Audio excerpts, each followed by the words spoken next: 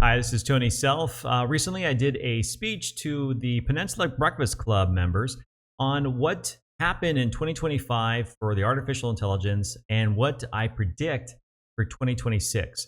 This presentation was live and in front of a very smart group of individuals with science degrees, multiple engineers, and always amazing questions. So, hope you enjoy, and here's the speech. Okay, so how's everyone doing today? I wanted to provide an overview of what happened in AI in 2025, and then also give you some predictions of what I think may or may not happen in 2026.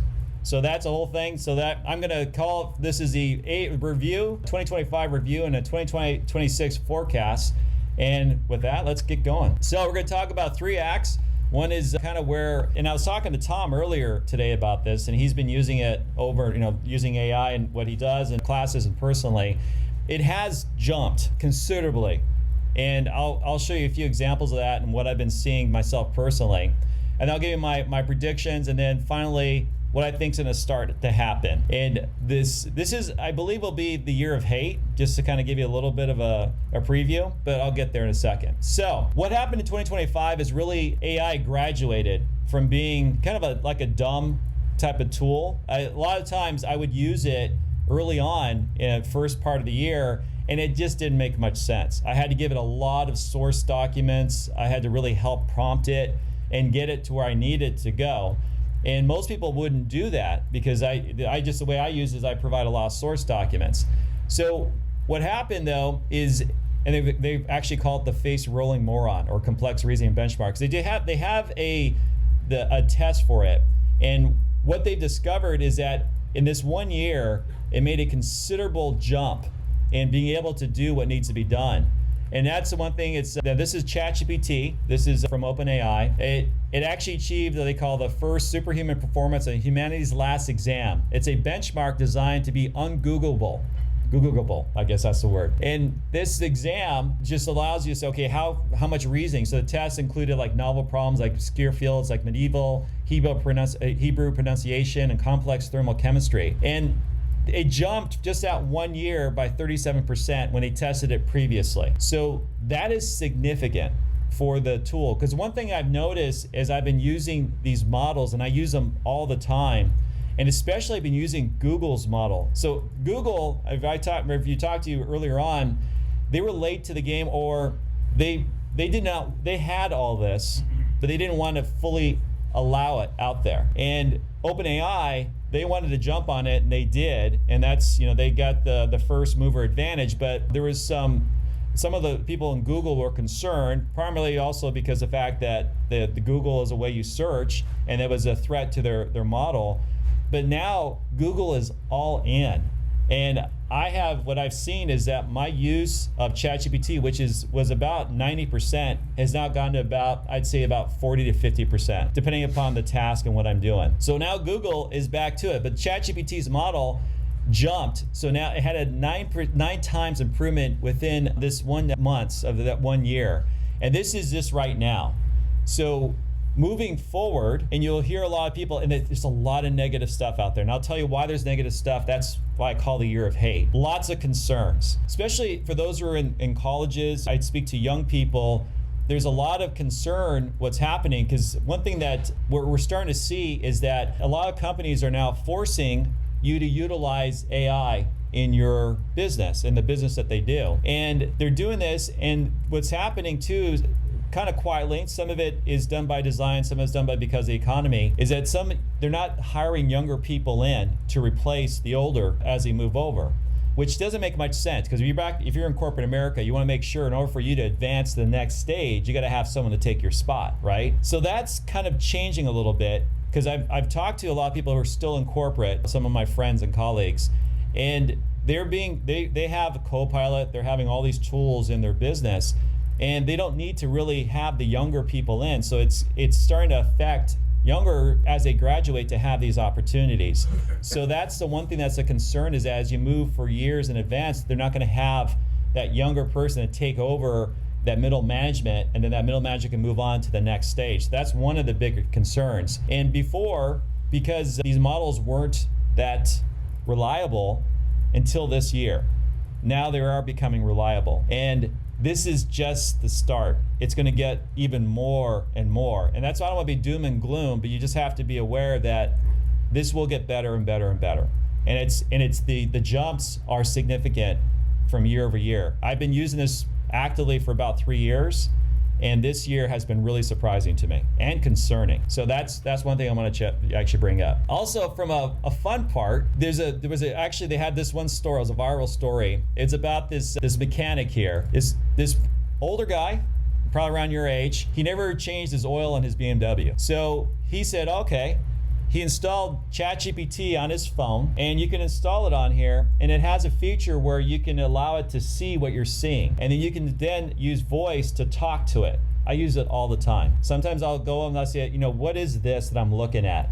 And it'll say, okay, this is what it is.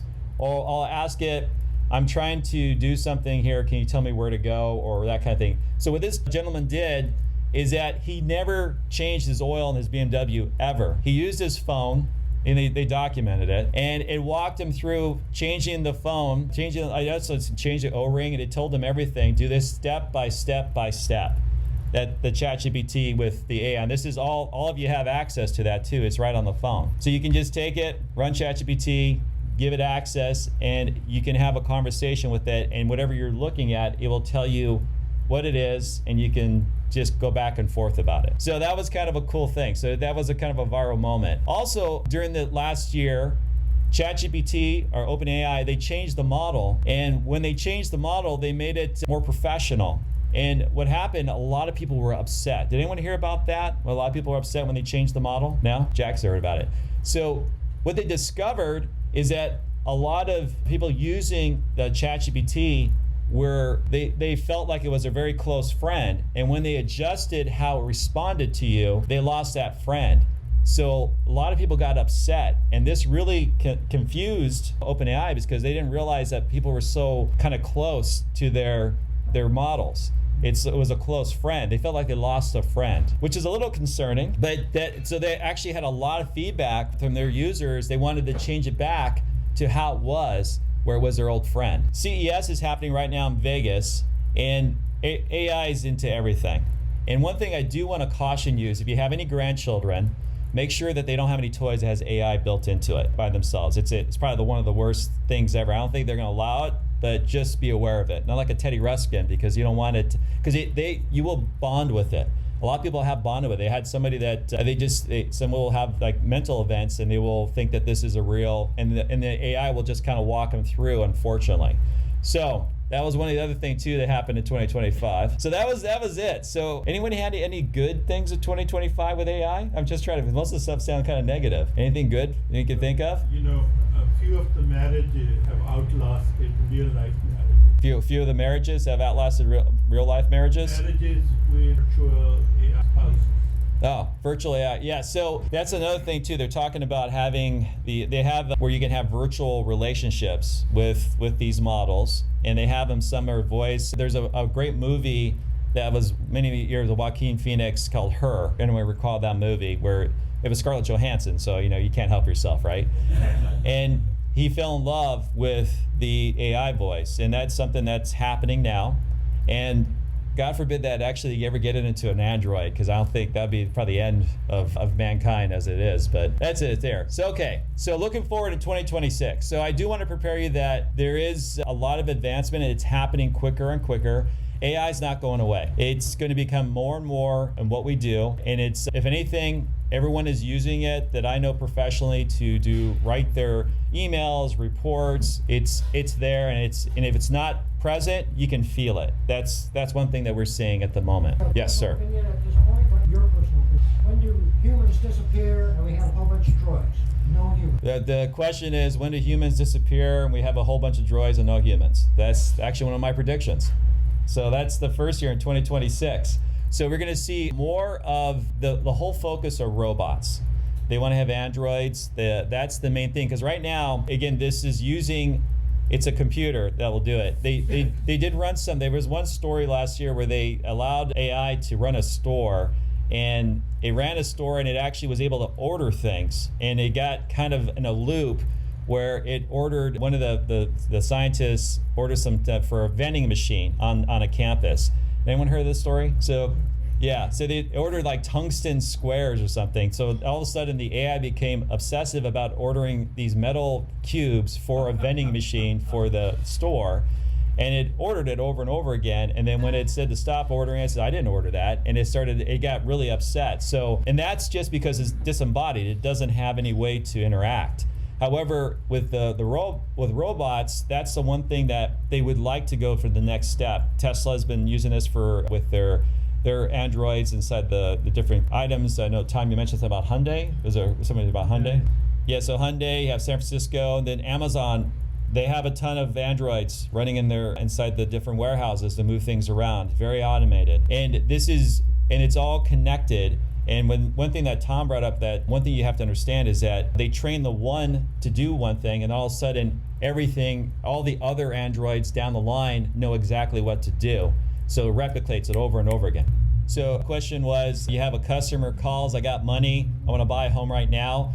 First thing I'll do is I probably think it's a scam, because no one ever does that. So what happens, it's more of a process. So anything that has to deal with purchase, that type of thing. So for us personally, when they call us, you go through a process, we figure out what it is. We do use AI to do from lead gen to automate some certain tasks, email, that type of thing. But majority of the time, depending upon the price point, you're not going to be dealing with it. Now, one thing that you do see as you go on to the different websites, let's say you're dealing with your telephone, your utilities, you're seeing chatbots that are all AI driven, absolutely all AI driven. And then you have to get the human that you want. Some of these chatbots are pretty good. I prefer them over the person, because they're just going to read a manual anyways. It's rare if you get the person that can do it. So that's becoming more and more embedded. One thing too that I'll show you here, this is called Atlas. This is, I think I've showed this browser before. This is a browser. It's based upon Chrome. And this browser is a smart browser. I use it all the time. And I can go to any website that I want. And you see it's built in, it has ChatGPT built in. And I can click on my Ask ChatGPT. Let's see, I'll go to my school community. And there's a little button up here. I click that button and I can now have a conversation with ChatGPT. It'll see what's in my browser. It's interesting is that some people find this really creepy. I use it all the time, because how many times have you been to a site and you can't find, it's like yesterday, I wanted to decouple my Zoom login from just automatic Google. It was near impossible to find out how to do that. So I used Atlas. I said, okay, this is what I want to do. I want to just have a regular old login with email and password. I want to decouple it from my Gmail, because I'm having an issue with some of the calendar stuff. And it walked me through how to do it. I chatted with somebody. They did it. I had Atlas double check what they said, and it told me where to go in the site to make that change. And this is using a browser, a smart browser that's available for for free. And I use it absolutely all the time. Number two is this one, the collapse of digital identity. So right now it's very easy to replicate. That you have to be really super cautious what you see in the media. I'd say give it a day or two. Don't jump to conclusions that this is what it's going to be. And this one is something that I believe is a possibility. And this is also, you'd be careful about who calls you. And I'll show you something too. I call it the synthetic identities. You can recreate LinkedIn profiles, photo albums. So you can create a actual fake person. And one of my predictions is that this will probably be in a high profile court case where you have the first synthetic witness that isn't real and they thought it was a real person. It's gonna start to flow into there, because you can recreate a lot of someone's background. Because a lot of people, they what's the first thing they does someone does something bad? They look at their social media history. They look at all those stuff. So you can recreate a lot of these things very easily. It's not that hard. So I think your digital identity is becoming more and more questionable, because it's so easy to replicate photos, videos. I mean, you used to think is that what you see is actually what's happening. Online, that's not the case anymore. You have to be so suspicious. The phone now is not the case, because I can change voices very quickly using 11 Labs. So you have to be really cautious and be suspicious of anybody that sends you something, because I do believe that's going to be the collapse of the digital identity. It's going to get harder and harder to prove who you are. by photos and such. So we'll see what that happens coming up. Also, too, the decline of the keyboard. Everyone likes to type. I'm using voice as much as possible. I'm actually on the search to find, I've been using some different tools. You can speak so much quicker than you can type. And I use voice all the time. And it's getting a little bit better. The Apple one's not that great. So there are some tools that I'm going to be using, but you can do 3 times the capacity by just by talking. So you're going to see that. That's why if you tried ChatGPT, has anyone tried the voice of ChatGPT? Yeah. Voice interacting it? What do you think, Rob? Do you like it, or it's different, right? Yeah. How does it work? What do you do? All you do is on ChatGPT, either through your desktop or mostly on your phone, you hit the voice part, little voice part, and you can have a conversation with it. And it just talks to you. That's how that one gentleman was able to change his oil, because it has a conversation. And you can just converse with it and it will remember it. So then if you wanted to reference it later, you could copy and paste it or interact with it. The point was, is this part of texting? So you can talk text quite a bit, and depending upon what device you have, Android or iPhone, if you have the Droid, it will summarize it using Gemini to create a longer, fluent text.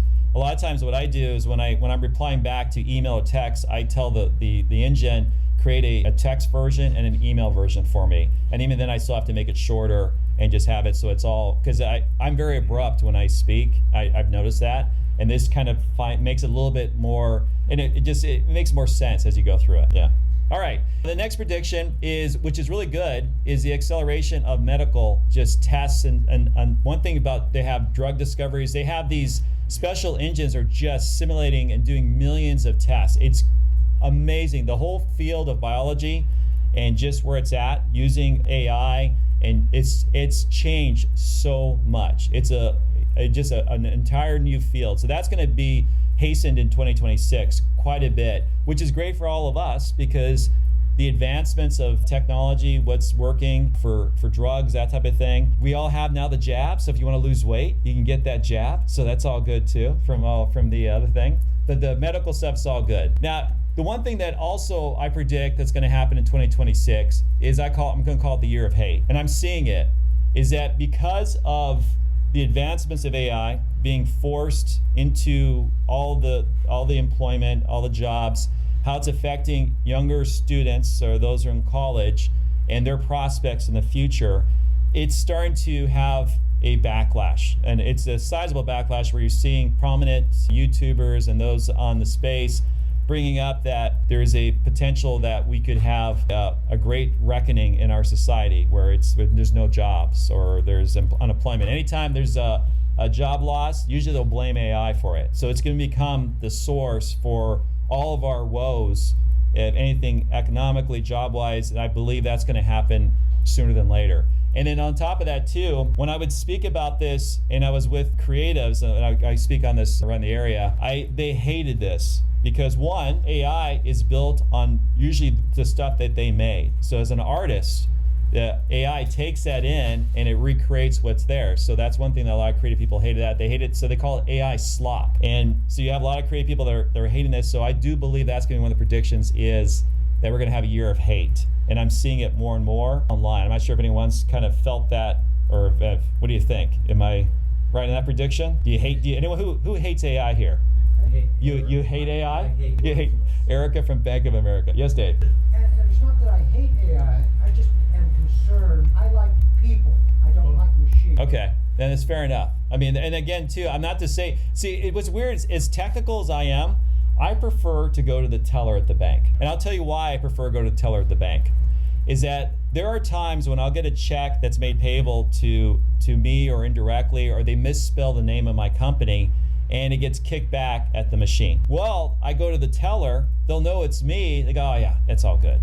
And they'll let it through. So I still go to the teller, I still like that interaction with the person, because I know there's going to be times where I may need to have them review it, and they're going to know, so, oh yeah, I know you, and you do a lot of business with us, and you're a good customer, so I'll get it approved. I can't tell you how many times that's happened. So I don't use the machines all that much. I still like the person. Now, for me, it's Best Buys.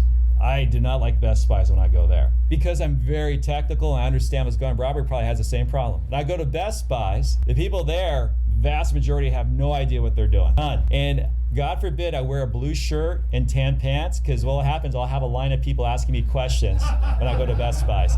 My wife hates to go to Best Buys with me when I have to, because usually, and I can't help myself because I'll be waiting and I'll hear the person helping that whatever in the computers, and I'm going, oh, they're so wrong. And I just try to let it go, but I can't. I have to go. I gotta help that person because what they're saying is wrong. So so that's for me. It's a Best Buy. So what I did for everyone here is, again, this whole presentation was done using AI, and I'm going to show you how I did this real quick.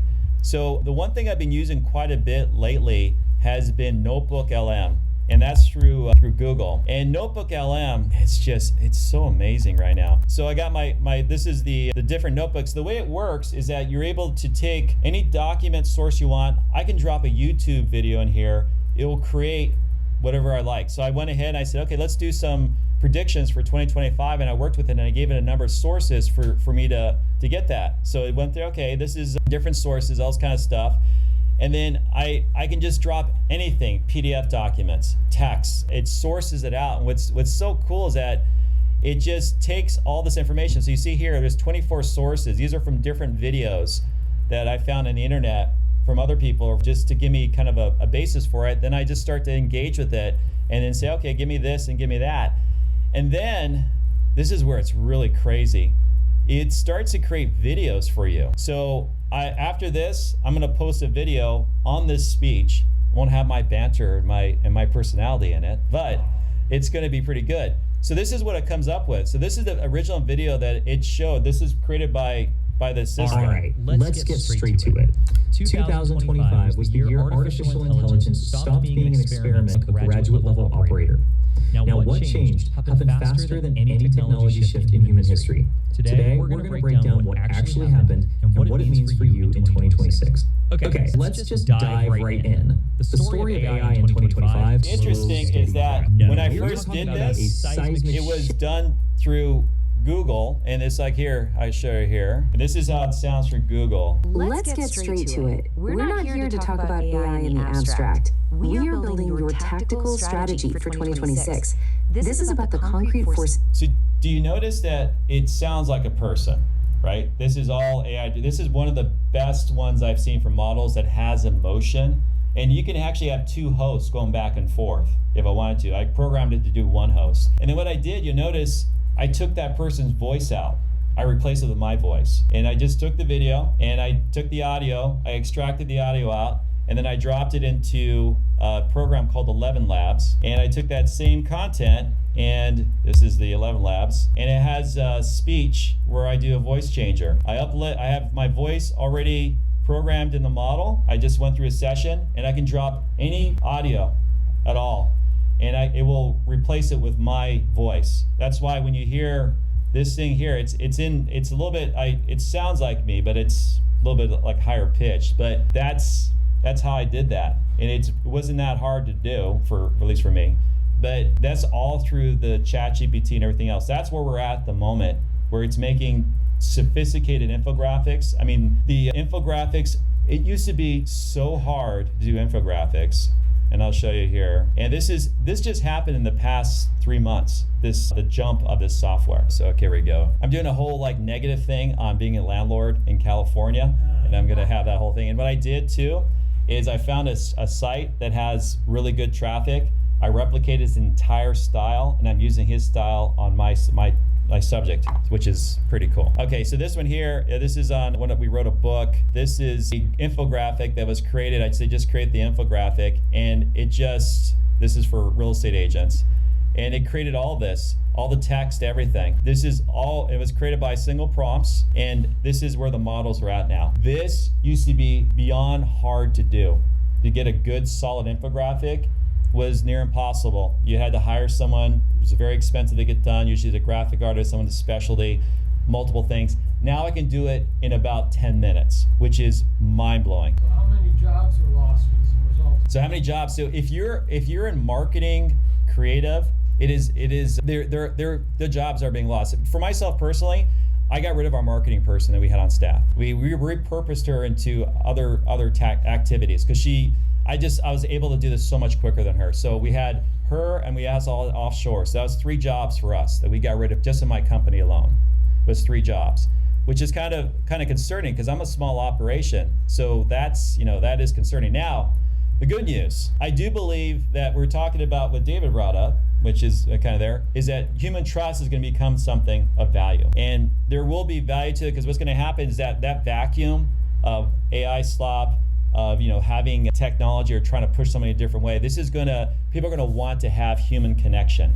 So that's why when especially in high ticket prices, and I work with clients, I'm not worried about that because what I do is very specialized in a lot of communication. There's high touch involved. The lower ones, with just stuff you're going to see more. Who's been at Taco Bell lately? I love Taco Bell. Okay, no Taco Bell? Okay, Jack and I, we're the same. I love that. He's the only honest. Yeah, so the kiosk, McDonald's kiosks, right? You've seen it. So do everyone like the kiosks? No? I like the kiosks. But you know why we have the kiosks, right? Because they increased the price for the different fast food, and they really forced to have the technology in there. So now the kiosks were things. I saw the kiosks first about 5 years when I was in Italy, and we were going, well, this is kind of weird. It was a McDonald's in Italy, and we were hungry. We wanted to get something. And they had a kiosk there, and it was a lot faster than working the front. So now we're starting to see more kiosk front and center.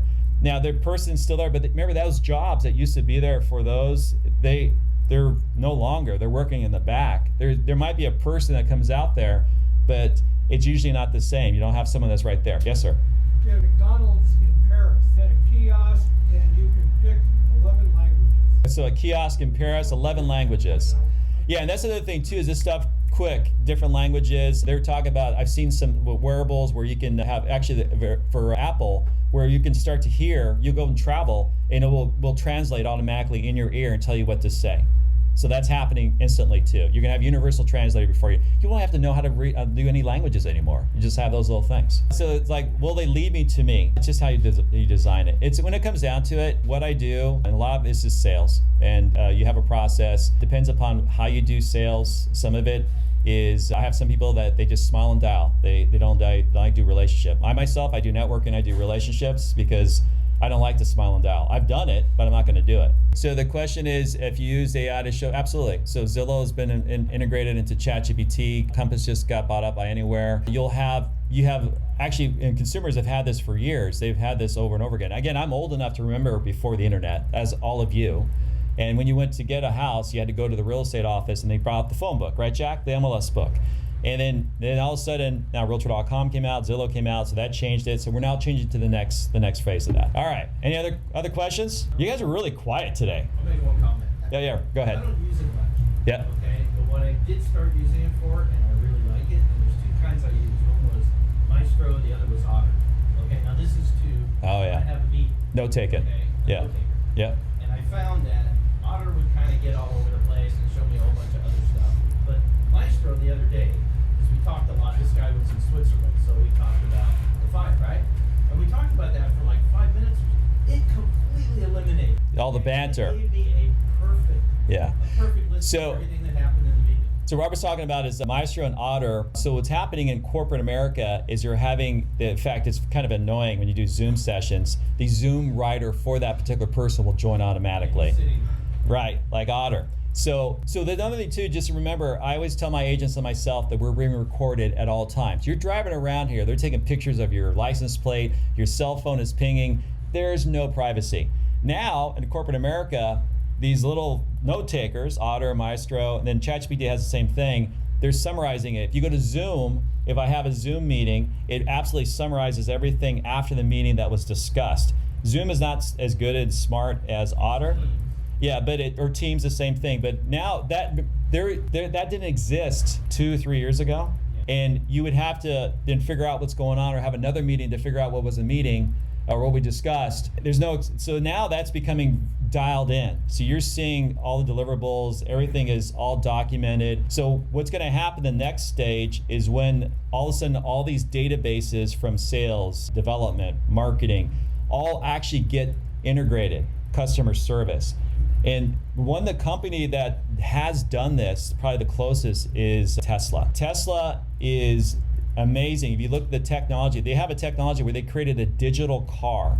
That digital representation, it talks to all the different things. So they have one issue, they know that, okay, let's put out the update to this particular car. Or they'll call you proactively saying, oh, there's the other vehicles, because this particular robot that built it, they know that the torque wasn't done correctly, and it's done on all these different, that's the level of where it's at. So Tesla is the use case of where we're all gonna be. I think he's an alien, Elon Musk, just give you a heads up.